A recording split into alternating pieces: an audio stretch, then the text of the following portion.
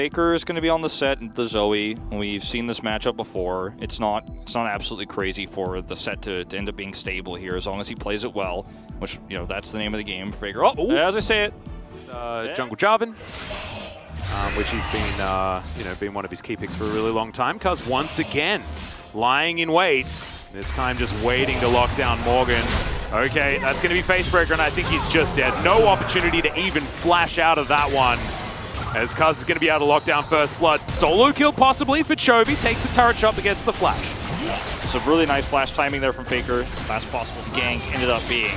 Oh no. And look at this. Johan's down here, but Carry and Teddy are just still sitting pretty in the bot side of the map. Like 2v3, okay, spend more time here. Okay, wow, this is actually still just going to decide to go in. Teddy burning down with the Ignite. Carrier now trying to walk away. Still has Flash available though. The stun comes in as Canna gets the two-man Facebreaker. It feels like the teleports are just perfectly unlocked for T1 this series. Oh no! And they're looking for even more. The stun's going to come in. They even had a ward there in preparation as Teddy locks down a kill for himself as well. It has all fallen apart for Hanwha. You don't have to brute force. However, they're just losing here on the bottom side of the map. Cuz moving himself towards this bottom lane. They cleared vision. They know there's no vision. Cuz has still not been seen. Okay, he is now. Definitely now, yep. As he dives on forward, and I just don't know whether it's going to be enough. Moonfall comes down, and I think Vista is just dead. The flash on forward. Deft is going to flash to answer. And Cuz looks like he knew that he wasn't going to be able to take enough turret shots. That's a nice sidestep. And Vista just continuing to walk the same direction as that particular Juke. Liked it a lot. Deft still walking on forward now, but they are able to take down this Leona. Equalizer clears out the minions, but isn't able to grab the kills. That was a cute little flash over, but it's just not going to be able to be enough. Feels like that flash that he had afterwards means something. However, if that doesn't happen, the flash is completely unnecessary. I mean, you already, like, Vista doesn't have flash, Deft has used his flash, so you don't gain that much from taking Teddy's away. This is somewhat bold from T1 as, okay, Rift Herald down very, very low. Johan does secure it, but there's the kickback. Faker making the plays as Leona, the first one to go down. Morgan diving into the backline. The equalizer is good, but it's too late. It's a double kill for the man in the mid lane. And Deft is able to lock one down at the back, but it's not going to be enough. T1 lose the Herald, but it's a 3-1 when it comes to the team fight. A fantastic trade for them. They will absolutely be happy with this. And now they've got full map control. The whole map belongs to them. And nobody else is, right? And so you're not really going to be building that much magic resist against a comp like this in your lane. And it's hard to justify building for the jungle. And so Cuz go everything, right? Because all of the vision is there. Look at that cheeky control ward down the bottom side. Meanwhile, Cuz is making his way in. Okay, flashes out of the way. Not sure whether it's going to be enough. At least the Dawning Shadow misses. Can Morgan find the kill? The answer is absolutely not. Cuz says calculated as he walks away. Up just right outside of range there. And this, when he got slept, but the minions were there for him. And he's going to get slept again, but Teddy's here, so... I mean, maybe it's the perfect time for a nap. Yeah. You know, as the exhaust comes down, they're committing onto Johan, who flashes at the last second. I like that one. Solar Flare. Vista going to flash as well. And there is a Rift Herald making her way down the bottom side of the map. We'll see whether she can actually get towards the charge. The Equalizer's good. The Devour's even better, though, as Carrier spits Teddy out. He flashes. The Ignite ticks down and isn't going to be enough, and the double flashes will get T1 to safety. Chovy bounces... How did that? That was ridiculous, and I have no idea how that one missed. As there it is, finally, a kill does go down. As the Abyssal Voyage will get the rest of them to safety, and Shelly will get a charge. There is at least that. Okay, they were able to turn this off, but T1 almost not only prevented Shelly from getting a charge, but also almost got out with all of their lives. Like, they need more of these moments, and that took everything they had. Oh dear.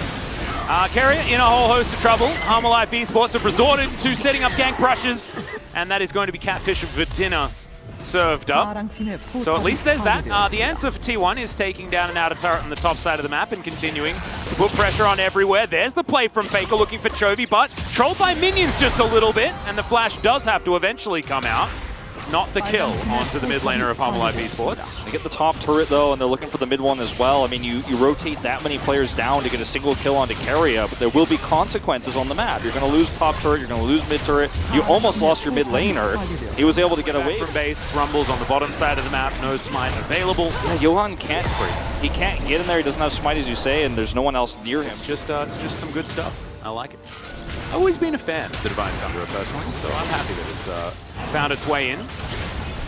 Cloud Drake down to about half health here, but Hanwha Esports in position to try and fight it. Chovy only just getting his way over as there's the paranoia. Solar Flare finds absolutely no joy whatsoever, but it's a good equalizer as Morgan dives into the backline. Everyone going golden where they can. The kickback from Faker was fantastic, and the Varus is taken. Double kill for Teddy as he cleans up the bottom lane. It is an Infernal Soul, but I don't think that's the most important part because Johan, he's running for his life on the wrong side of the map. And it feels like T1 have already got this one tied up. It feels like it, man. 11 kills to 4, and in this fight, you know, at the beginning of it, bought enough time to deny the dive. And so T1 walks out after all of the ultimates are pressed, and then they find themselves exactly what they want afterwards. Yeah, Johan's dead, real dead. And I don't even want to oversimplify this in terms of the draft, too, because, like, yeah, the draft could have been different. It could have been arguably better for Hanwha Esports, but the early game play was just by far better for T1. They were one step ahead. They handled the aggression really well. Several great ganks from Cuz. Yeah. And they snowballed an early lead extremely well. You know, like what we didn't see Credit Breon do with a similar comp themselves, actually, in that second series. They were still able to win the game, but T1 just grabbed this game by the horns. They had full control from start to finish. And Hanwha Esports tried to match. They tried to if they can find one single target, it's amazing. But when you don't have vision control, I mean, look at that. 2 control wards blocking out anything. They can't see. They have to go in blind like this with Chovy's teleports. Well, Vista, he's going to flash on forward. There's going to be a flash out immediately from Teddy, though, as he just goes into the mists. And now, Hanwha Esports, have they overcommitted? Chovy trying to walk out. Vista not going to be so lucky as he looks to try and get out. Faker going to lock down that kill. There's now Canna with the hugest shield ever, just chasing Morgan out. It is going to be a decent piercing arrow as Carrier comes on forward with the Lickitung, as you so beautifully put. And he's just going to be swept up. That's a triple for Faker's Lee Sin. Canna's still hunting Morgan, but it looks like T1 are going to turn their eyes towards this Baron as Chovy, he's trying to tidy up the mess that was made in the mid lane.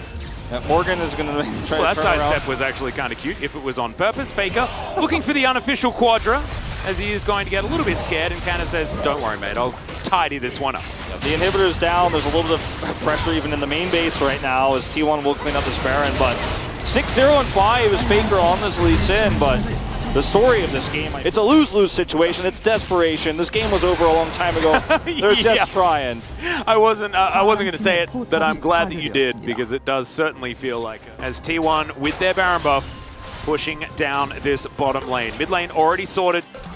The Brambleback now being taken as there's the Paranoia looking for a bit of a fight here onto Canna as Johan walks into an Abyssal Voyage, and yeah, he puts down the equalizer, but that's just Pineapples standing in a row. That is not doing enough damage whatsoever. And can you blame Morgan for being so passive throughout the mid-game in this game when he's so far behind? And when you do try to make those plays, when you do try to paranoia in, everybody jumps on top of you like you're a bleeding fish and they're a bunch of piranhas. And you want to just crush him instantly. Yeah, that was a lot of damage. That was a Dawning Shadow just to soften up the members of Hanwha Esports, and it's done exactly that. Underneath Nexus turrets now as Morgan goes golden. Teddy's going to be able to lock down the kill on his opposite number 3 already. As Chovy, the last man standing. Morgan, I believe, actually fell down there as well, so make that one 4. I told a lie. Nope, never mind. Just respawning is Johan. And T1, oh, Faker on the fountain will be taken down, but the Nexus will follow suit, and a very convincing 2-0 from T1 reinvigorated in summer. T1 looking